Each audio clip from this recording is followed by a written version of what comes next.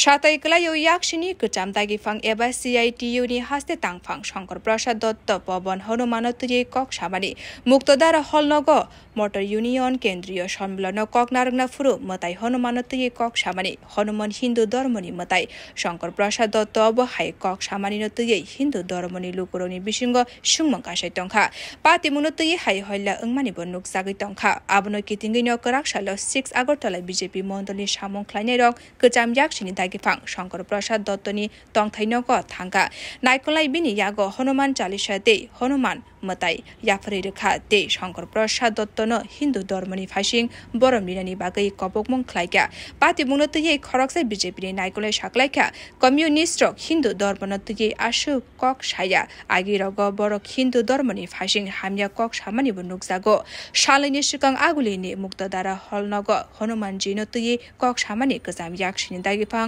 শঙ্কর প্রসাদ দত্ত আ cock সামানি বেলায় খেন চায়া ওংখা আছে যার হয় না নয়ে তার 90ও হয় না।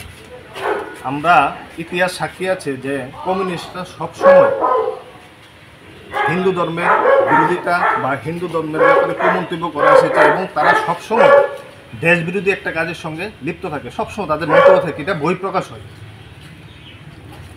হিন্দু ধর্ম নিয়ে তারা বিভিন্ন সময় বিভিন্ন কুমন্তব্য করেছে, যার জন্য লক্ষ লক্ষ হিন্দুরা আস্থা ও বিশ্বাসের উপরে আঘাত এসেছে।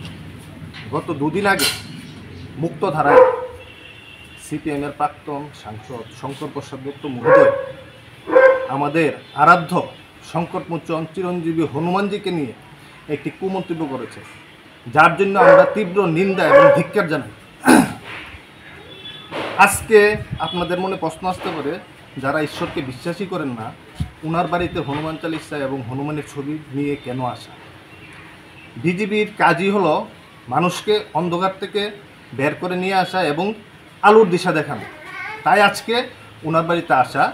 হনুমানজির কাছে আমরা প্রার্থনা করব ওনার চেতনার বহিঃপ্রকাশ যেন হয় এবং আরও একটা প্রার্থনা করব হনুমানজি যেন স্বয়ং ওনার বাড়িতে এসে ওনাকে এই মন্তব্যের জন্য ক্ষমা করে। ধন্যবাদ। Bureau report কখরা।